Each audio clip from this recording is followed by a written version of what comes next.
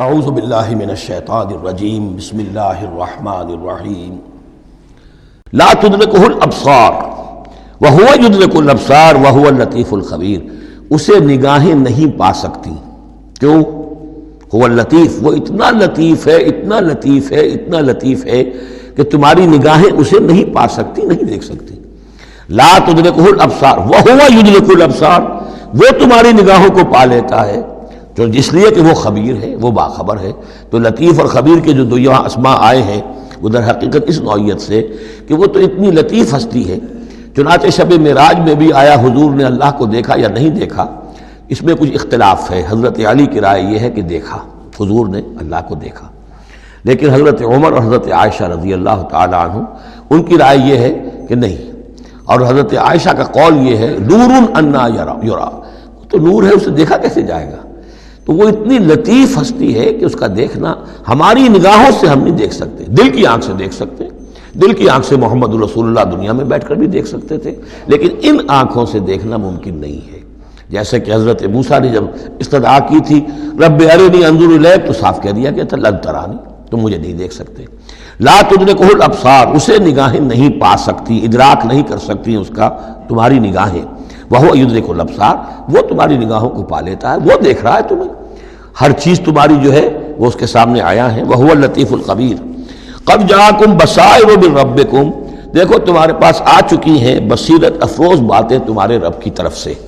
فمن ابصر فلنفسہ، تو جو کوئی دیکھے گا، آنکھیں کھولے گا، حقائق کا مواجہہ کرے گا، حقیقت کو تسلیم کرے گا، تو وہ اپنے بھلے کے لیے، فلنفسہ۔ ومن عمی فعلیہا، اور جو کوئی اندھا بن جائے گا، آنکھیں بند کر لے گا، حقیقت کو نہیں دیکھنا چاہے گا کسی تعصب کی وجہ سے، ہردرمی کی وجہ سے، ضد کی وجہ سے، تو اس کا سارا وبال اس پر آئے گا۔ وما انا علیکم بحفیظ، اور بہرحال میں تمہارا کوئی نگران نہیں ہوں، میں تمہارے اوپر کوئی ٹھیکیدار نہیں ہوں، میں تمہاری طرف سے جواب دہ نہیں ہوں۔ وکذالک نصرف الآیات، اور اسی طرح ہم اپنی آیات کو گردش میں لاتے ہیں۔ ولیقولوا درست، تاکہ یہ پکار اٹھے کہ اے نبی صلی اللہ علیہ وسلم، آپ نے سمجھانے کا حق ادا کر دیا۔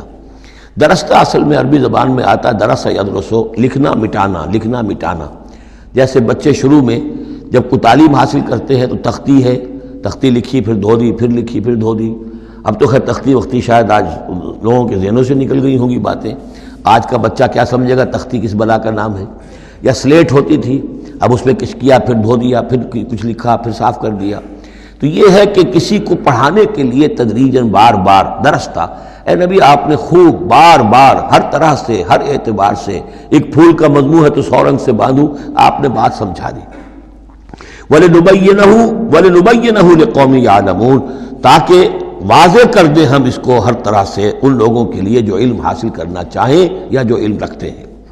اتبع ما اوحی الیک من ربک، اب دیکھیے یہاں پر میں نے آپ سے کہا تھا کہ بار بار حضور سے خطاب آئے گا، لیکن یہ خطاب صرف حضور سے نہیں ہوتا، یہ حضور کی وساطت سے امت کے لیے بھی، اہل ایمان کے لیے بھی۔ لیکن مکی صورتوں میں آپ کو 2/3 قرآن میں براہ راست خطاب مسلمانوں سے بہت کم ملے گا، شاذ۔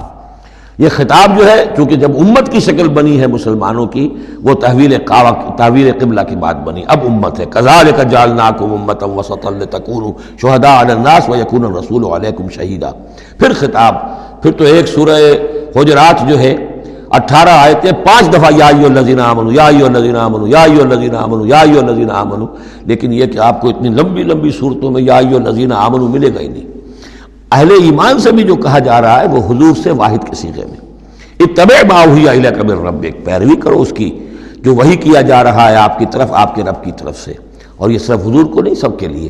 لا الہ الا ہوا، اس کے سوا کوئی معبود نہیں۔ وَأَعْرِضْ عَنِ الْمُشْرِكِينَ، اور ان مشرکوں سے ذرا کنارہ کشی کیجئے، ذرا اپنا چہرہ ان کی طرف سے آپ پھیر لیجئے، زیادہ ان کے حال پر توجہ نہ دیجئے۔ وَلَوْ شَاءَ اللَّهُ مَا أَشْرَكُوا، اگر اللہ چاہتا تو یہ شرک نہ کرتے، اگر اللہ کو جبر ہی اختیار کرنا ہوتا اپنا اور بالجبر ان کو ایمان پر لانا ہوتا تو سب کو ایمان پر لے آتا۔ وَمَا جَعَلْنَاكَ عَلَيْهِمْ حَفِيظًا، اور دیکھیے اے نبی ہم نے آپ کو ان پر داروغہ، نگران، ذمہ دار، ٹھیکیدار نہیں بنایا ہے۔ آپ کا کام ہے حق کو واضح کر دینا۔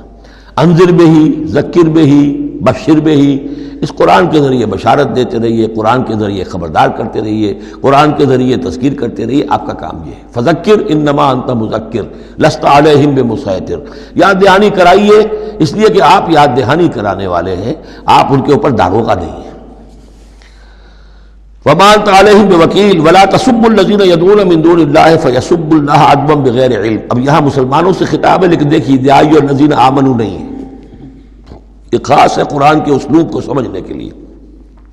اور مت گالیاں دو ان کو، برا بھلا کہو ان کو جن کو یہ پکارتے ہیں اللہ کے سوا، یعنی کوئی جوشیلا نوجوان مسلمانوں میں سے اور وہ گالیاں دینی شروع کر دے لات اور عزا اور منات کو، کیا ہے یہ، کچھ نہیں ہے، ان کی کوئی حیثیت نہیں ہے، تو یہ ساری چیزیں ٹھیک نہیں ہیں۔ ان کے وہ محترم انہوں نے جو بھی گھڑے ہوئے ہیں، ان کے ذہنوں میں ان کی عظمت ہے، ان کی عقیدت ہے، خام خواہ وہ جوش میں آ کے، غصے میں آ کے اب اللہ کو گالیاں دینے لگیں گے، تو اس سے یہ کہ خام خواہ اس طرح کا اشتعال آمیز انداز اختیار نہ کرو۔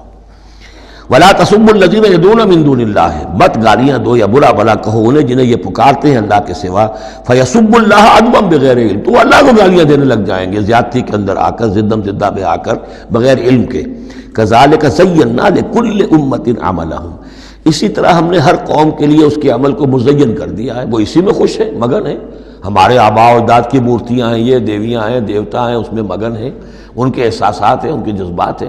سمجھاؤ ضرور، انذار کرو، تبشیر کرو، تذکیر کرو، تبلیغ کرو، نصیحت کرو، سب کچھ کرو، لیکن یہ ہے کہ ان کے ساتھ گالم گلوچ نہیں اور ان کے معبودوں کو برا بھلا کہنا نہیں۔ ثم الی ربہم مرجعہم، پھر ان کے رب ہی کی طرف ان سب کو لوٹنا ہے، فینبئہم بما کانوا یعملون، وہ ان کو جتلا دے گا جو کچھ کہ وہ کرتے رہے تھے۔ واقسموا باللہ جہد ایمانہم، اور وہ قسمیں کھا کھا کر کہتے ہیں، اب یہ وہی آ گیا جو عمود ہے اس سورہ مبارکہ کا، کچھ عرصے سے اس کچھ رکوعوں سے اس کا تذکرہ نہیں آیا تھا، اب پھر بڑے شد و مت کے ساتھ وہی بات، دکھاؤ ہمیں معجزہ، دکھاؤ ہم ایمان لے آئیں گے۔ کیوں نہیں دکھاتے معجزہ؟ نبوت کا دعویٰ ہے، رسالت کا دعویٰ ہے، عام دعویٰ تو نہیں کر رہے ہو تم، کیوں نہیں کوئی معجزہ دکھاتے؟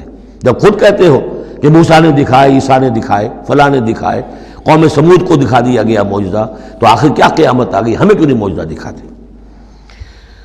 وَأَقْسَمُوا بِاللَّهِ جَهْدَ أَيْمَانِهِمْ، اور اپنے عوام پر اثر ڈالنے کے لیے قسم، خدا کی قسم ہے محمد ہم ایمان لے آئیں گے، آپ دکھائیے تو صحیح ایک دفعہ معجزہ، کیا بگڑتا تھا ان کا قسمیں کھانے میں؟ اقسموا باللہ جہد ایمانہم، وہ اللہ کی قسمیں کھا رہے ہیں اپنی پوری قوت کے ساتھ، شد و مت کے ساتھ۔ لئن جاءتہم آیۃ لیؤمنن بہا، اگر آیت آ جائے، نشانی آ جائے، معجزہ دکھا دیا جائے، وہ لازماً ایمان لے آئیں گے۔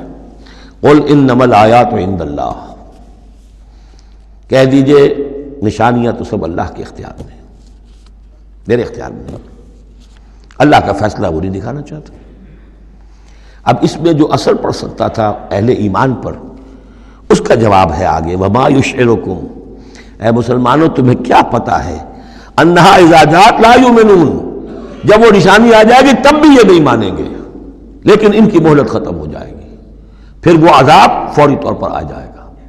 ابھی در حقیقت اس میں خیر ہے، اس میں بھلائی ہے، اسی میں ان کے لیے اپنے اوپر سختی جھیل لو، اپنے اوپر جو بھی اس وقت تنگی آ گئی ہے، ضیق ہے، اس کو برداشت کرو، لیکن یہ کہ یہ چیز ان کے قوم کے حق میں، لوگوں کے حق میں مفید نہیں ہوگی۔ اور اب جو آیت آئی ہے وہ بہت ہی اہم ہے، وَنُقَلِّبُ أَفْئِدَتَهُمْ وَأَبْصَارَهُمْ كَمَا لَمْ يُؤْمِنُوا بِهِ أَوَّلَ مَرَّةٍ، ہم ان کے دلوں کو الٹ دیں گے، ان کی نگاہوں کو الٹ دیں گے، اس لیے کہ وہ ایمان نہیں لائے تھے پہلی مرتبہ۔ دیکھیے یہ قاعدہ قانون اب اچھی طرح سمجھ لیجئے جو سورہ بقرہ کے شروع ہی میں آ گیا تھا پہلے رکوع میں۔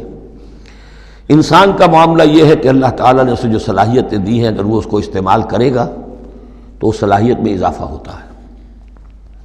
آپ علم جو ہے لوگوں کو سکھائیں گے، آپ کے علم میں اضافہ ہوگا۔ آپ آنکھ کا استعمال کریں گے، آنکھ کی بصارت برقرار رہے گی۔ پٹی باندھ دیجیے آنکھ پر، 2-4 مہینے تک پٹی بندھی رہے، بصارت زائل ہو جائے گی۔ اس جوڑ کا کام ہے کہ یہ چلے، حرکت کرے، اس کے اوپر آپ پلاسٹر لگا دیجیے، کئی مہینے لگا رہے، اس کی حرکت ختم ہو جائے گی، لاک ہو جائے گی۔ جو صلاحیت اللہ نے دی ہے اس کا استعمال نہیں ہوگا تو وہ ہوتے ہوتے وہ صلاحیت پھر زائل ہو جاتی ہے، ضائع ہو جاتی ہے، سلب ہو جاتی ہے۔ ایک باطنی صلاحیت ہے حق کو پہچاننے کی، میرے اندر وہ صلاحیت ہے، مجھ پہ حق منکشف ہوا اور میرے دل نے گواہی دی حق ہے، میں نے اس کو دیکھنے سے انکار کر دیا، نہیں مانوں گا میں، ضد کی وجہ سے، تعصب کی وجہ سے، ہردرمی کی وجہ سے۔ اب اس کے بعد دوبارہ پھر کہیں وہ حق کی ایک چنگاری سی روشن ہوئی، اب اس کا اثر آپ پر کم ہوگا، اس کے اثرات جو ہیں وہ کم ہوں گے، ہوتے ہوتے وہ شکل ہو جائے گی کہ اب سرے سے وہ حق کے پہچاننے کی صلاحیت ہی ختم ہو جائے گی۔ اس کو کہا ہے ختم اللہ علی قلوبہم وعلی سمعہم وعلی ابصارہم غشاوہ، اللہ نے مہر کر دی ہے ان کے دلوں پر اور ان کی سماعت پر اور ان کی آنکھوں کے آگے پردے ڈال دیے، اس لیے کہ اب مہر ہو گئی، جس کو انگریزی میں ہم کہتے ہیں پوائنٹ آف نو ریٹرن۔ اب اس انتہا کو پہنچ چکے ہو تم کہ یہاں سے واپسی کا کوئی امکان نہیں۔ ہر معاملے میں کوئی ایک وقت ہوتا ہے کہ ابھی آپ واپس جا سکتے ہیں، کوئی پسپائی کوئی اختیار کر سکتے ہیں، کوئی واپس جا سکتے ہیں، کوئی شرافت کے ساتھ کہیں جو ہے وہ آپ ریٹریکٹ کر سکتے ہیں اپنے سٹیپس کو، ایک حد کے بعد پھر ممکن نہیں ہوتا۔ اسی کو یہاں کہا ہے کہ چونکہ جب پہلی مرتبہ حق ان پر منکشف ہو گیا، اللہ نے حجت قائم کر دی، حق منکشف ہو گیا، پہچان لیا ان کے دل نے، ان کی روح نے کہ بصیرت باطنی نے کہ یہ حق ہے، تو فوراً مان لیتے تو خیریت تھی، چونکہ انہوں نے نہیں مانا تو اب تو ہم ان کے دلوں کو الٹ دیں گے، 100 معجزے بھی دیکھ لیں گے تو یہ ایمان نہیں لائیں گے۔ وَنُقَلِّبُ أَفْئِدَتَهُمْ وَأَبْصَارَهُمْ، ہم الٹ دیں گے ان کے دلوں کو بھی، ان کی نگاہوں کو بھی، كَمَا لَمْ يُؤْمِنُوا بِهِ أَوَّلَ مَرَّةٍ، جیسے کہ وہ ایمان نہیں لائے تھے پہلی مرتبہ۔ وَنَذَرُهُمْ فِي طُغْيَانِهِمْ يَعْمَهُونَ، ان کو چھوڑ دیں گے اپنی سرکشی کے اندر بڑھتے چلے جائیں۔ یہی وہ لفظ آ گیا جو شروع میں سورہ بقرہ کے آ چکا ہے، باطنی اندھاپا جو ہے، ایک ہے عین میم یہ آنکھوں کا اندھا ہو جانا، ایک ہے عین میم ہے دل کا اندھا ہو جانا، ہم چھوڑ دیں گے یہ باطنی جو ان کی ذہنی نفسیاتی اور اخلاقی جو ان کی گمراہیاں ہیں اور جو اندھیارے ہیں ان میں بھٹکتے ہوئے چھوڑ دیں گے۔ صدق اللہ العظیم۔